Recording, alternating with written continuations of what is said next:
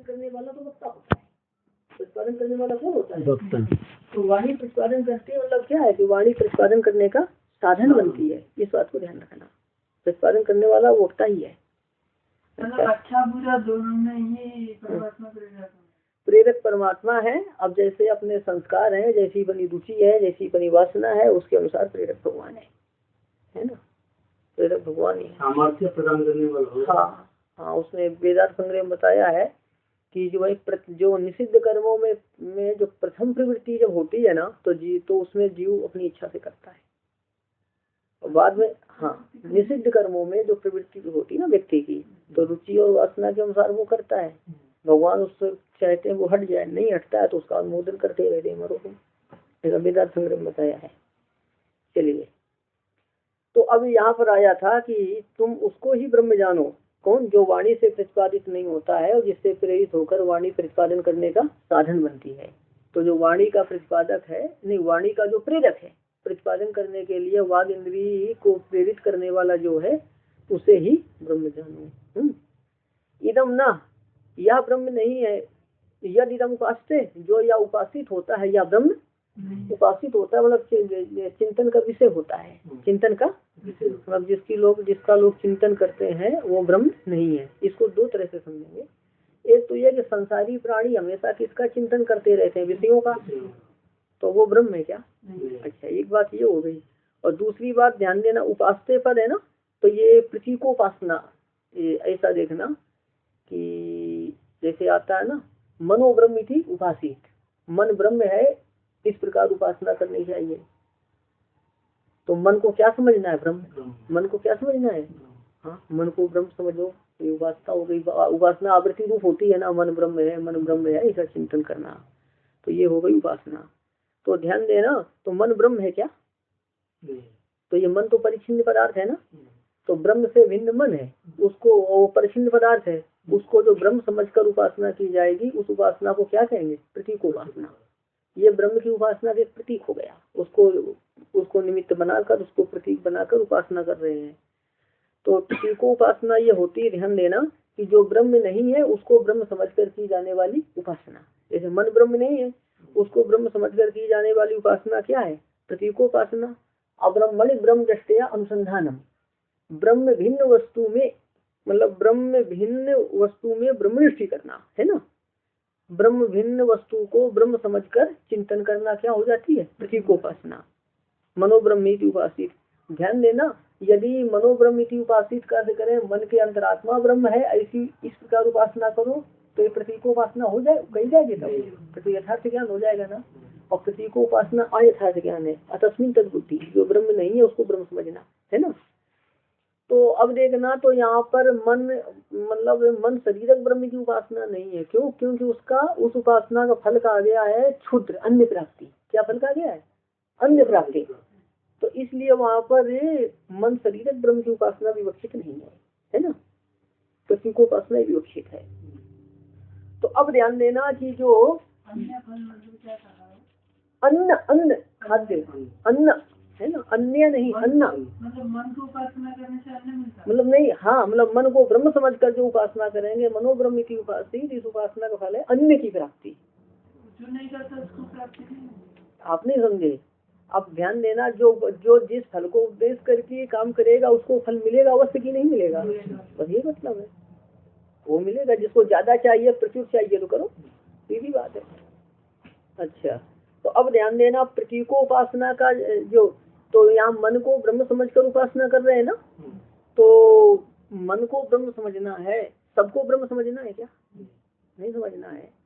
तो यहाँ ध्यान देना कि ये जो मन आदि परिच्छिन्न पदार्थ है, मन आदि परिच्छिन्न पदार्थ है ना, तो इसके उपास्यत्व का निषेध किया गया है। परिच्छिन्न पदार्थ के उपास्यत्व का, हाँ, मतलब ध्यान देना कि प्रतीकोपासना के द्वारा जो उपास्य, प्रतीकोपासना के उपास्य जो परिच्छिन्न पदार्थ हैं, उनके उपास्यत्व का निषेध, मतलब वो ब्रह्म नहीं है। कौन? मन ब्रह्म नहीं है।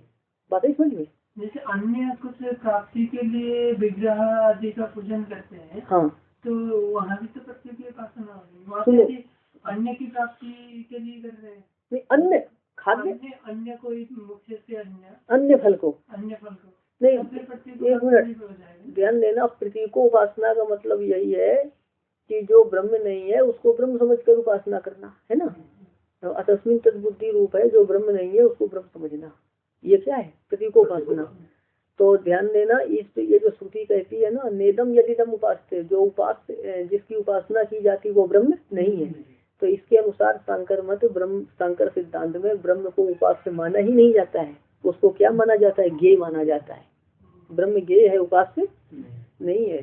तो उसके उपास्यत्व निषेध तो श्रुति कर रही है। और रुक जाओ, मतलब क्या है कि जो ध्यान देना, अब इस पहले पूरी बात सुन लिया करो, है ना, फिर प्रश्न किया करो। पूरी बात सुनने के बाद प्रश्न करना अच्छा रहेगा।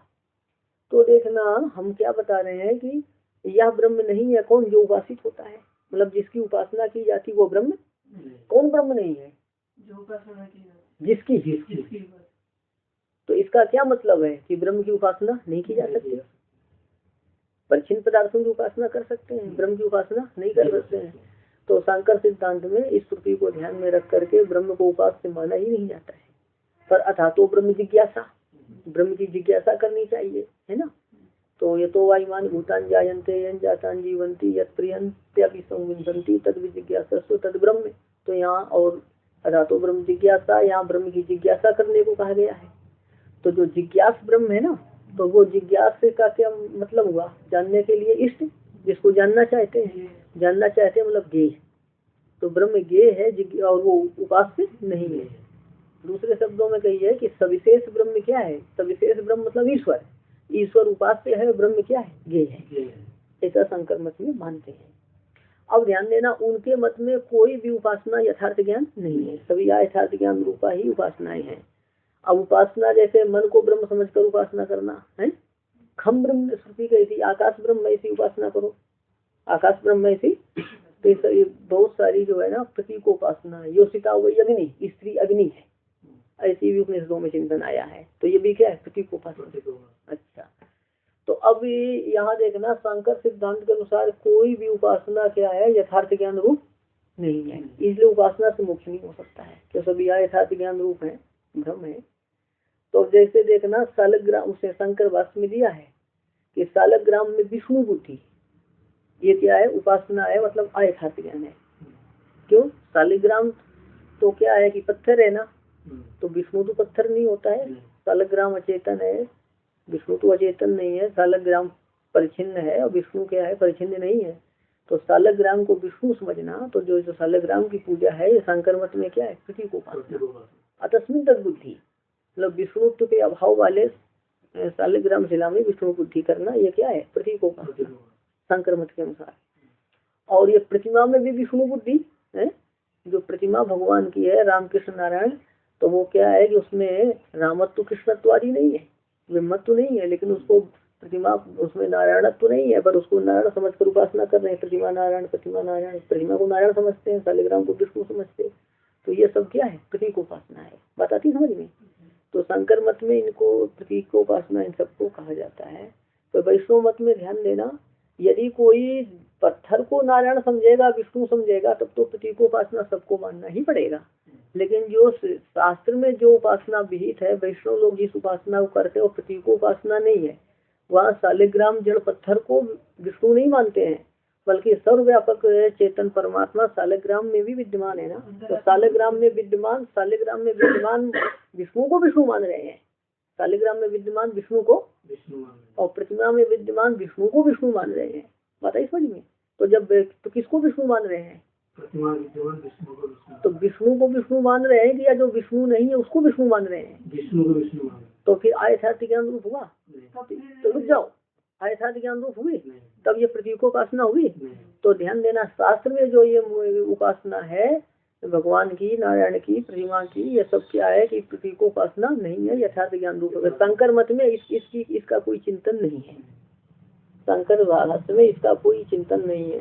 तो वो लोग समझ नहीं पाते इन बातों को, वो तो बस प्रतिमा को विष्णु बुद्धि यही वो मानते हैं, नारायण समझना, प्रतिमा को नारायण समझना, ऐसा समझना। में अंतरात्मा रूप से विद्यमान विष्णु उसको ही विष्णु मान रहे हैं। हाँ, विष्णु को मान रहे हैं, मूर्ति उसका शरीर है, वो तो नहीं हर चीज शरीर नहीं हर चीज शरीर है, पर उपासना की सुविधा के लिए वो तो दिव्य मंगल विग्रह है। हर वस्तु दिव्य मंगल विग्रह नहीं भगवान का। जो बनाते हैं उसे दिव्य मंगल नहीं, उनका जो सुनो पहले बात ऐसा समझिए आप कि ये जो प्रतिमा है शालिग्राम है क्या, ये भगवान के शरीर है। अब कहते हैं पूरा संसार भगवान का शरीर है, तो अब पूरा शरीर संसार भगवान का शरीर है, ये बात तो सही है। लेकिन शास्त्रों में जो है प्रतिमा की उपासना, शालिग्राम शिला की उपासना सब कही गई है ना। तो आप ऐसा सुनिए कि शालिग्राम में तो नारायण विराजते हैं, इसमें कोई संदेह नहीं है। शास्त्र प्रमाण से शालिग्राम शिला क्या है, भगवान का शरीर है। भगवान का शरीर ही नहीं बल्कि दिव्य मंगल विग्रह है। अब देखो जब मंदिरों में क्या करते हैं, मूर्ति की प्राण प्रतिष्ठा करते हैं, तो श्रद्धा भक्ति सहित जब भगवान का आवाहन करते हैं तो भगवान गोलोक धाम से साकेत धाम से आकर के उसमें विराजते हैं। तो दिव्य मंगल विग्रह विशिष्ट परमात्मा उसमें आकर विराजते हैं। कौन विराजते हैं? कैसे परमात्मा? दिव्य मंगल विग्रह विशिष्ट परमात्मा। तो दिव्य मंगल विग्रह विशिष्ट परमात्मा उसमें विराज रहे हैं। तो उनका जो अब भगवान जो आ रहे हैं अपने धाम से, तो अपराकृत विग्रह वाले भगवान आ रहे हैं। अपराकृत विग्रह वाले भगवान का सन्निकर्ष होने से उसको भी क्या है, दिव्य माना जाता है। वो भी दिव्य माना जाता है। सारे वस्तुओं में जो अंतरात्मा रूप से परमात्मा रहते हैं वो विग्रह रहित परमात्मा। देखो परमात्मा की व्याप्ति स्वरूपता भी है सब जगह। कैसे है? पता ही समझ में, परमात्मा विभू होने से स्वरूपता सब जगह व्याप्त है, और उपासकों के हृदय में दिव्य मंगल विग्रह विशिष्ट रूप से विद्यमान है। बात ही समझ में। तो परमात्मा स्वरूपता भी सभी जगह विद्यमान है, और उपासकों के हृदय में दिव्य मंगल विग्रह विशिष्ट रूप से विद्यमान है। इतना ही नहीं कि जो परमात्मा जो रूप है ना, रामकृष्ण आदि रूप है, वो भी सभी जगह है। वो भी तो उसमें क्या आपको दर्शन हो या ना हो, तो उसमें क्या स्वरूपता भी है। प्राण प्रतिष्ठा से दिव्य में विग्रह बुलाने की जरूरत ही नहीं, क्योंकि वो तो विग्रह है। आप हमारी बात समझे नहीं, हमारी बात समझे नहीं। देखिए मतलब ये क्या है कि परमात्मा की स्वरूपता व्याप्ति सब में है। ठीक है, तो परमात्मा स्वरूप, परमात्मा की स्वरूपता व्याप्ति, रुक जाओ पहले हम जो गए वो सुन लेना आप। स्वरूपता व्याप्ति सब में है, और उपासकों के हृदय में भगवान दिव्य मंगल विग्रह विशिष्ट रूप से रहते हैं। ठीक है, अब देखिए कि अब रही बात जो विग्रहधारी रामकृष्ण आदि रूप है ना भगवान के, ये कभी दर्शन देते कभी दर्शन नहीं देते। तो अब ध्यान देना कि वो तो फिर उनकी इच्छा पर है, कब दर्शन दे कब दर्शन ना दे, कहाँ है कहाँ नहीं है। लेकिन जब हमको ये भगवान को सर्वसुलभ बनाना है आराधना के लिए भगवान को सर्वसुलभ बनाना है, तो विधि के अनुसार जो है भगवान को वहाँ विराजमान करना पड़ेगा। तो वहाँ हमेशा विराजमान रहेंगे, उसमें हमेशा विराजमान रहेंगे, है ना। दिव्य मंगल विग्रह विशिष्ट परमात्मा को उपासना के लिए उसमें विराजमान करना है, तो विधि से विराजमान करना पड़ेगा, उसमें हमेशा रहेंगे। उसके पहले दिव्य मंगल विग्रह विशिष्ट भगवान है ही, ऐसा कोई अनिवार्यता नहीं है। बातें सुन लो पहले, क्योंकि ध्यान देना कि भगवान के विग्रह भी कह, देखो परमात्मा की 3 प्रकार से व्याप्ति कही गई। स्वरूपता विभू होने से क्या है, परमात्मा स्वरूप विभू सब जगह विद्यमान है। गुणता मतलब धर्मभूत ज्ञान भी उनका विभू है, तो धर्मभूत ज्ञान से भी सब जगह विद्यमान है। और विग्रहता मतलब भगवान का जो विराट विग्रह है वो सब जगह है। सभी विग्रह विराट नहीं है भगवान के। अर्जुन को जिस रूप का दर्शन कराया वो कैसा विग्रह है, विराट। सभी विग्रह विराट नहीं है। तो जो विराट विग्रह है तो विग्रह मतलब विग्रहता भी व्याप्ति है, स्वरूपता व्याप्ति है, और ज्ञान गुण से भी व्याप्ति परमात्मा की। बात है समझ में। और विराट विग्रह को छोड़ करके अन्य सभी विग्रह कैसे है, परिचिन्न है, तो वो सब जगह होना जरूरी नहीं है। सीधी बात है, सब जगह होना, हाँ स्वरूपता होने पर भी उसकी होना अनिवार्यता नहीं है। वो वैकुंठनाथ भगवान को वैकुंठ से भगवान बुलाते हैं। तो फिर विग्रह से जब व्यापक कहेंगे तो ये विग्रह नहीं है, विराट विग्रह विग्रहता व्याप्ति है, तो विराट विग्रह से विराट विग्रह उनका व्याप्त है। इससे तो परिचिन विग्रह भी है भगवान के, तो उससे व्यापक नहीं होंगे ना। तो ये वैकुंठनाथ भगवान को गोलोक में निवास करने वाले भगवान कृष्ण को आह्वान करके बुलाना पड़ता है। तो गोलोक में जो भगवान का अपराकृत विग्रह है वो सब अपराकृत विग्रह विशिष्ट भगवान आते हैं, अपराकृत विग्रह वाले आते हैं, उससे विराजमान हो जाते हैं, ऐसा मतलब हुआ। तो ध्यान देना, तो उसमें क्या है कि प्रतिमा में शालिग्राम प्रतिमा में तो भगवान विद्यमान है ना, तो विद्यमान है, तो फिर क्या है, भगवान प्रतिमा में विद्यमान नारायण को ही नारायण समझ रहे हैं, तो वो कैसी उपासना होगी, तो वो प्रतीकोपासना नहीं मानी जाती वैष्णव सिद्धांत में, है ना। और यदि कोई ऐसा जड़ व्यक्ति समझेगा तो वो प्रतीकोपासना हो जाएगी। पर ऐसा उपासक तो ऐसा नहीं समझता है ना, वो तो चेतन परमात्मा इस मानकर उनको उपासना करते हैं। पत्थर ब्रह्म ऐसा तो कोई नहीं सोचेगा, पर ये चिंतन सांकर सिद्धांत में नहीं है ऐसा। इसलिए फिर वो कहते हैं उपासना से मुक्ति नहीं होती, ज्ञान से मुक्ति होती है। ये सब बातें आती हैं उसमें। तो अब ये चल रहा है, प्रतीकोपासना चल रही है ना।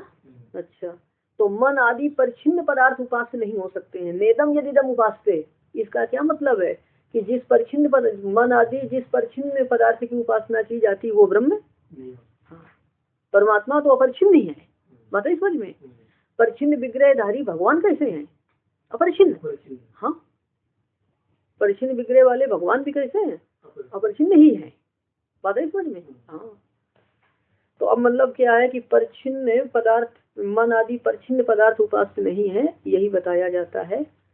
और जो परिच्छिन्न रूप से जिनका प्रतिपादन नहीं किया जाए और जो अपरिच्छिन्न प्रेरक परमात्मा है वे ब्रह्म है।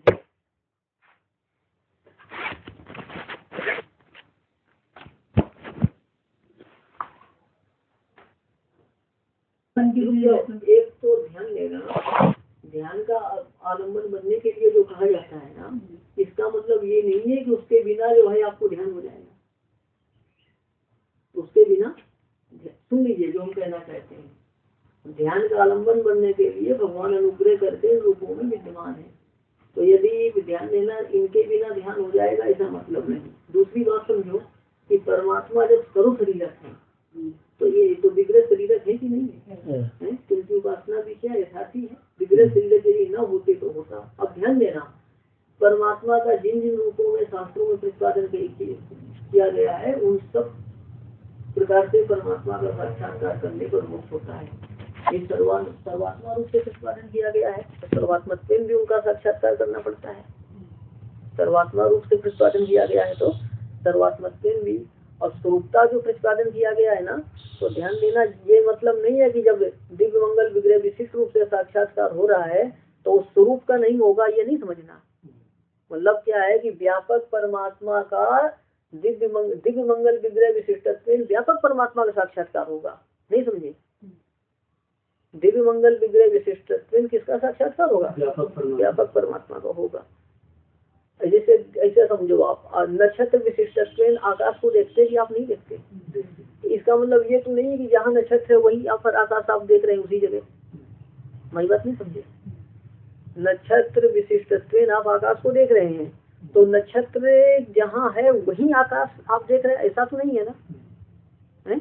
जैसे कि आप पहाड़ को देखते हैं, किसी पहाड़ के पेड़ पर नजर लगाइए तो पेड़ से संबंधित आप बहुत बड़े पहाड़ को देख लेते हैं ना। तो विग्रह ये मतलब नहीं है कि विग्रह विशिष्ट परमात्मा की उपासना करने पर व्यापक का साक्षात्कार ना हो, ऐसा नहीं होगा ऐसा। इस बात को समझ लेना आप। हाँ, ये है कि जो मतलब उतना समझ जिनको नहीं है, सामान्य साधक है, तो वो शुरू में यदि वैसा विभूत परमात्मा का साक्षात्कार नहीं हुआ तो अभ्यास करते करते उनको भी हो जाएगा भगवान की कृपा से, है ना।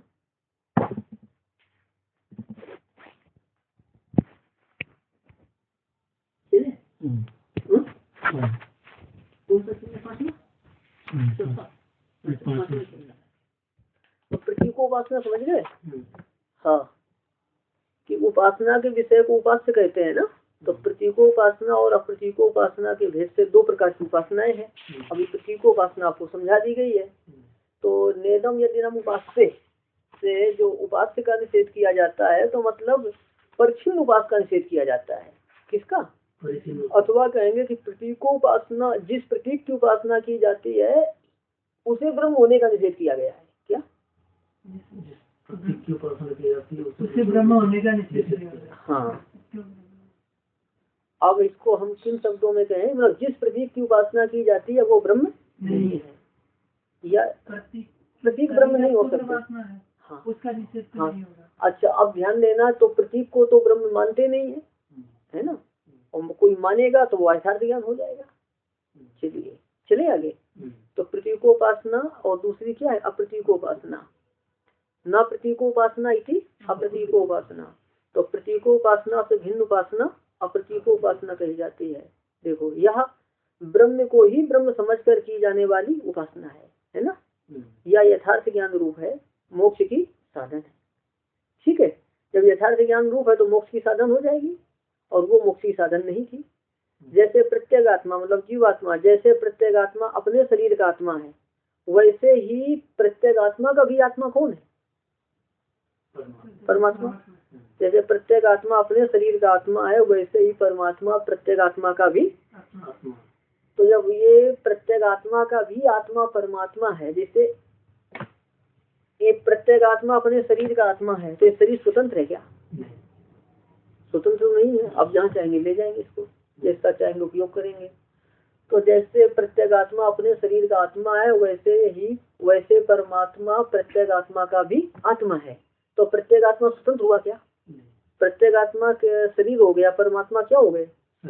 तो प्रत्येक तो क्या है कि शरीरी परमात्मा के अधीन हो गया कौन?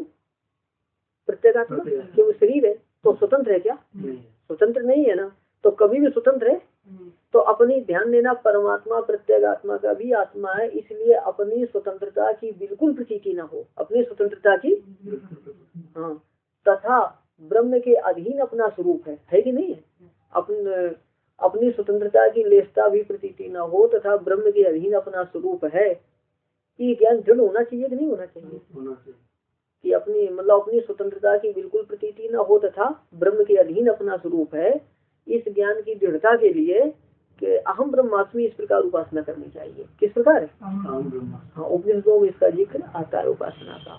अहम ब्रह्मास्मि का क्या अर्थ है कि मेरा अंतरात्मा ब्रह्म, मेरा आत्मा ब्रह्म, मेरा आत्मा ब्रह्म, या अंतरात्मा ब्रह्म की उपासना है ना। तो अंतरात्मा ब्रह्म में जब समझते हैं कि अपना अंतरात्मा ब्रह्म है, तो अपने उसकी अधीनता दृढ़ होती कि नहीं होती है? अच्छा, और फिर क्या अपनी स्वतंत्रता की भी प्रतीति नहीं होती है? तो मतलब इस ज्ञान ब्रह्म के अधीन अपना स्वरूप है, इस ज्ञान की दृढ़ता के लिए अहम ब्रह्मास्मि इस प्रकार उपासना करनी चाहिए। तो इस उपासना का विषय जो ब्रह्म उपास्य है ना, अहम ब्रह्मास्मि इस प्रकार की जाने वाली उपासना का विषय कौन है? तो ब्रह्म उपास्य बन रहा है। तो ब्रह्म के उपास्यत्व का निषेध नहीं किया जाता है, किससे? नेदम यदिदम उपास्य से। ठीक है, बल्कि जिस प्रतीक की उपासना की जाती है वह ब्रह्म नहीं है, यह किसका अर्थ है? नेदम यदिदम उपास्य का। ठीक है, तो वाणी के द्वारा परिच्छिन्नत्वेन जिसका प्रतिपादन किया जाता है, उससे भिन्न वाणी के द्वारा परिच्छिन्नत्वेन किसका प्रतिपादन किया जाता है? परिच्छिन्न पदार्थों का। तो उससे भिन्न ब्रह्म है ना, उससे भिन्न तथा वाणी के द्वारा किए जाने वाले शब्द व्यवहार का जो कारण है, या वाणी के द्वारा किए जाने वाले प्रतिपादन का जो कारण है, उसे ब्रह्म जानना चाहिए। तो वस्तु जड़ चेतन कोई भी परिच्छिन्न वस्तु होगी तो ऐसा समझना कि जड़ अथवा चेतन पर जिस परिच्छिन्न वस्तु का आप चिंतन करेंगे, उपासना करेंगे, वो ब्रह्म होगा क्या? तो घटादी जड़ पदार्थ कैसे है? परिच्छिन्न है, मन परिच्छिन्न है ना, तो जीवात्मा भी परिच्छिन्न है ना, तो वो भी ब्रह्म नहीं है। नहीं, तो वो भी उपास्य नहीं है, वह भी।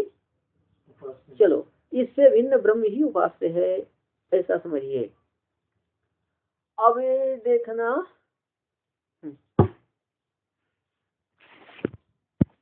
एक प्रति पूरा करो। ये क्या है कि परिच्छिन्न वस्तु उपास्य नहीं है। इस मंत्र से क्या विदित होता है? परिच्छिन्न वस्तु उपास्य नहीं है। जो है मोक्ष के लिए कि अपरिच्छिन्न परमात्मा की ही उपासना करनी चाहिए। मोक्ष प्राप्ति के लिए अपरिच्छिन्न परमात्मा की ही उपासना करनी चाहिए। उपनिषद तो मोक्ष का साधन बताते हैं।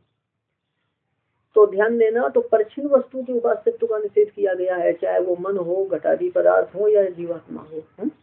आगे देखना पाठ। तो इस मंत्र के द्वारा ब्रह्म के उपास्यत्व का निषेध किया जाता है कि प्रतीक के उपास्यत्व का निषेध किया जाता है? प्रतीक मतलब परिच्छिन्न पदार्थ है, परिच्छिन्न पदार्थ के उपास्यत्व का निषेध किया जाता है। अच्छा, दोनों बातें अलग अलग समझना। प्रतीक के उपास्यत्व का निषेध और परिच्छिन्न पदार्थ के उपास्यत्व का निषेध। कैसे? प्रतीक के उपास्यत्व समझ गए कि मन ब्रह्म है, तो प्रतीक के उपास्यत्व का निषेध, और परिच्छिन्न पदार्थ के उपास्यत्व के निषेध को मन तो परिच्छिन्न यहाँ समझना कि कोई सोचे कि अपनी आत्मा की उपासना से मोक्ष हो जाएगा, तो अपनी आत्मा की उपासना मोक्ष का साधन बनेगी, क्यों? परिच्छिन्न है। तो जब अपनी आत्मा को आत्मा समझ कर यदि उपासना करें, जीवात्मा को जीवात्मा समझ कर भी यदि उपासना करें, परिच्छिन्न है कि नहीं है? अयथार्थ ज्ञान रूप न होने पर भी ये मोक्ष का साधन नहीं है। इसलिए क्या है कि इसके भी उपास्यत्व का निषेध किया जाता है। आत्मज्ञान से मोक्ष नहीं, परमात्मा ज्ञान से मोक्ष। परमात्मा ज्ञान से मोक्ष है ना। आत्मा शब्द का प्रयोग दोनों के लिए है। तो यहाँ जो उपास्यत्व का निषेध है परिच्छिन्न वस्तु के दो प्रकार के समझ गए, प्रतीक के उपास्यत्व का निषेध और परिच्छिन्न वस्तु के उपास्यत्व का निषेध। अच्छा अब देखना, तो इस मंत्र के द्वारा परमात्मा के उपास्यत्व का निषेध किया जाता है क्या? नहीं किया जाता है। लगाइए आगे पाठ। इस मंत्र के द्वारा ब्रह्म के भी उपास्यत्व का निषेध मानने पर परमात्म रूप फल की ही उपासना करनी चाहिए। आत्मानम एवं लोकम उपासित, लोकम करते यहाँ फलम और आत्मानम करते परमात्म रूप, कि परमात्म रूप फल की ही, आत्मानम लोकम एवं उपासित की परमात्म रूप फल की ही उपासना करनी चाहिए। आत्मा इत्यो उपासित आगे देखेंगे, मतलब परमात्मा अपना आत्मा है इस प्रकार ही उपासना करनी चाहिए। अपना अंतरात्मा है कि नहीं है? जीवात्मा तो भी आत्मा कौन है? परमात्मा। कि परमात्मा अपनी आत्मा है इस प्रकार ही उपासना करना चाहिए, मतलब परमात्मा की आत्मा में नहीं उपासना करनी चाहिए। आगे देखना, तो अब देखिए आप यहाँ पर यदि नेदम यदिदम उपासते, इस केन श्रुति के द्वारा यदि ब्रह्म के उपास्यत्व का निषेध मानेंगे तो इन दोनों वचनों से विरोध होगा। इन दोनों वचनों से तथा ध्यान देना, ये बात समझ में आई? ब्रह्म के भी उपास्यत्व का निषेध मानेंगे तो इन दो वचनों से विरोध होगा। और सुनो, तदेव ब्रह्म तुम विद्धि, तुम उसको ही ब्रह्म जानो मतलब उपासना करो। यहाँ पर ज्ञान और उपासना एक ही अर्थ में माना गया है।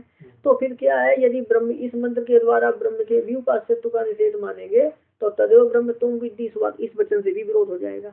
इस वचन से भी यदि कोई कहना चाहे कि इस अंश से तदेव ब्रह्म तुम विद्धि के द्वारा ब्रह्म का वेद्यत्व कहा जाता है, क्या कहा जाता है? और उपास्यत्व नहीं कहा जाता है। उपास्यत्व तो फिर क्या हो जाएगा कि इस मंत्र से ब्रह्म के उपास्यत्व का निषेध हो गया। वेद्यत्व कहा जाता है, उपास्यत्व नहीं कहा जाता है।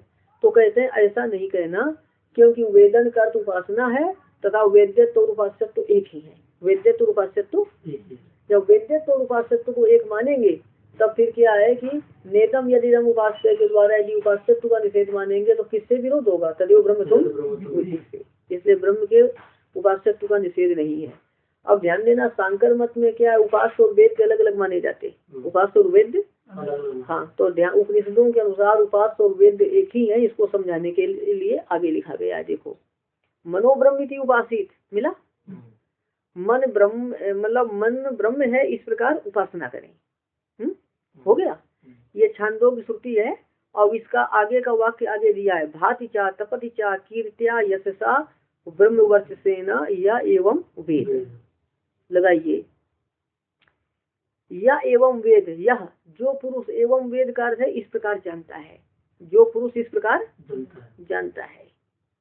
ठीक है, ऊपर बोला ना मन ब्रह्म इस प्रकार उपासना करें, वहाँ उपासित पद आया और उसी के तो वहां से उपासना का आरंभ करके, उपासना के प्रकरण का आरंभ करके और आगे क्या बोलते हैं, या एवं वेद जो इस प्रकार जानता है।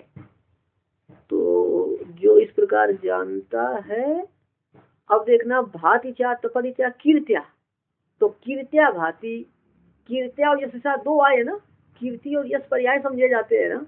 तो जब एक साथ आएंगे तो पुनरुक्ति प्रतीत होगी, तो उसके परिहार के लिए कुछ अलग अलग अर्थ किए जाते हैं। तो कीर्त्या भाति का अर्थ हो जाएगा दान जन्य कीर्ति से, दान जन्य भाति कर से प्रकाशित होता है, दान जन्य कीर्ति से। और यशसा का अर्थ करेंगे पराक्रम जन्य यश से, पराक्रम जन्य यश से भाति कर से प्रकाशित होता है। लगाइए, कीर्त्याचा यशसा भाति, कीर्त्याचा यशसा, कीर्ति और यश से प्रकाशित होता है, मतलब दान जन्य कीर्ति से और पराक्रम जन्य यश से प्रकाशित होता है। क्या ब्रह्म वर्चसेन तपति, और ब्रह्म तेज से संपन्न होकर अपना कार्य करने में उत्साहित होता है। ऐसा अर्थ लोगों ने किया है। क्या ब्रह्म तेज से संपन्न होकर अपना कार्य करने में उत्साहित होता है। तो कहने का मतलब यहाँ पर ध्यान देना, मनोब्रह्म इति उपासित, इस प्रकार उपासना, उपासित शब्द का प्रयोग किया ना, तो उपासना शब्द से आरंभ किया और उपसंहार किससे किया? वेद शब्द से। नहीं समझे? उपासना शब्द से आरंभ किया प्रकरण का और वेदन शब्द से उपसंहार किया। तो इससे क्या मालूम होता है कि वेदन और, हाँ उससे मालूम होता है कि वेदन और उपासना दोनों एक ही है। वेदन और उपासना दोनों एक ही। हाँ क्या है? तो अभी क्या बताया गया, मतलब उपासना शब्द से प्रकरण का आरंभ किया गया और वेदन शब्द से उपसंहार किया गया। तो इसका क्या मतलब हुआ, उपासना और वेदन एक ही है। वेदन का क्या मतलब है, ज्ञान। तो उपासना और ज्ञान एक हुआ ना। चलो आगे का मंत्र देखेंगे उपनिषद का। अभी तो उपासना शब्द से आरंभ करके वेदन शब्द से उपसंहार है। वेद का वेदन है, उपासना शब्द से आरंभ करके वेदन शब्द से उपसंहार। अब एक ऐसा प्रकरण आ रहा है कि जहाँ पर वेद शब्द से आरंभ करके और उपासना शब्द से उपसंहार। लगाइए, यद सद्वेद यद सावेद सह स मया एतद उक्तः। सह अन्वय करेंगे, सह यत वेद, सह का अर्थ रैक्व। रैक्व एक ब्रह्म ज्ञानी है, छांदोग्योपनिषद में इनका वर्णन आता है। सह यत वेद कि रैक्व जिसे जानता है, रैक्व जिसे सह यत वेद, रैक्व जिसे। अच्छा, यह का अर्थ किया है टीकाकारों में अन्य, ठीक है। सह यद वेद, सह क्या अर्थ बताया, रैक्व। रैक्व जिसे जानता है, तद का अर्थ उसे, तद का क्या अर्थ है, मतलब रैक्व के वेद्य को, उसे। यह का अर्थ अन्य जो, उसे अन्य जो जानता है, उसे आया। अब ध्यान देना, सह का अर्थ है वह वेद्य, सह का क्या अर्थ है, वह वेद्य। मया का अर्थ है मेरे द्वारा यह कहा गया। वह क्या है, न गलती हो गई, मेरे बताने में गलती हो गई, दोबारा लगाओ। सह वेद का अर्थ क्या हुआ, सह यद वेद का, सह यद वेद का क्या हुआ, रैक्व जिसे, रैक्व जिसे जानता है या रैक्व जिस वेद्य को जानता है। अभी देखेंगे आगे क्या है कि तद, तद का क्या अर्थ है, उसे अन्य जो जानता है, मतलब उसे, मतलब उस रैक्व को, उसे, हाँ उसे जो, उसे अन्य जो, नहीं फिर गलती कर रहा हूँ मैं, पुनः समझो। शायद वेद का अर्थ हुआ रैक्व जिसे जानता है, रैक्व जिस वेद को जानता है, हो गया। अब देखना, यह अर्थ है अन्य जो विद्वान, अन्य जो, तद वेद का अर्थ है उसे जानते हैं, अन्य जो विद्वान उसे वेद को लेना यहाँ पर है। सा का अर्थ है वह रैक्व, सा का क्या अर्थ है, मया एतद उक्ता कि मेरे द्वारा यह कहा गया, वह रैक्व मेरे द्वारा कहा गया। तो अब यहाँ पर ध्यान देना, यहाँ पर वेदन शब्द से आरंभ हो रहा है ना।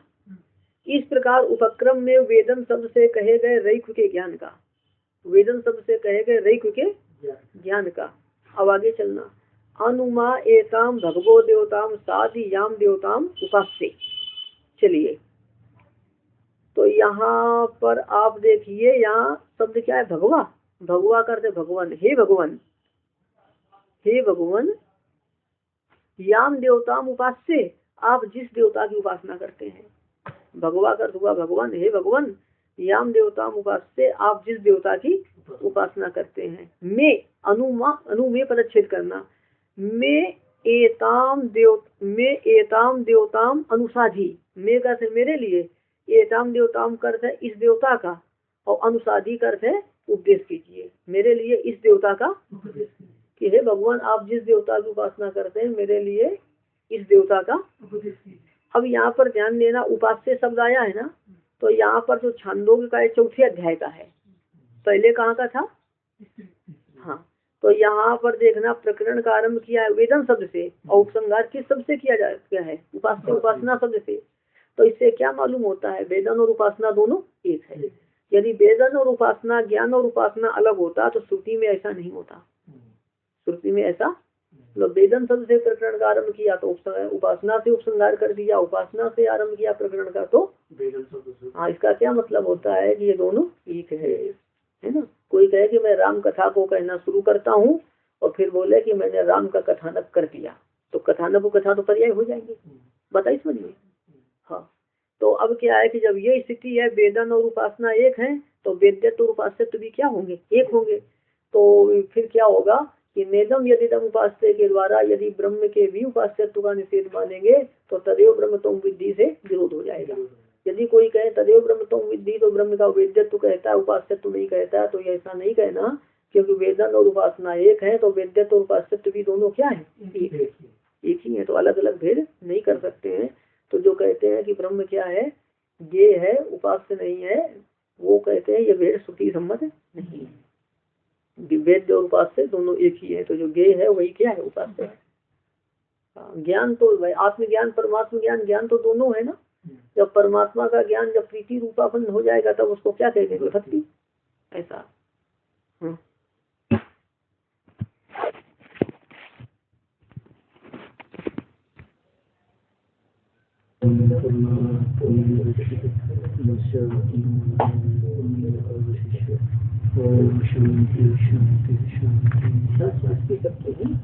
कालिक संबंध थोड़ा बता दीजिए क्या है, कहीं सुना ही नहीं है। कालिक संबंध से एक वस्तु हर जगह रहता है तो समझ में आता है, कालिक वस्तु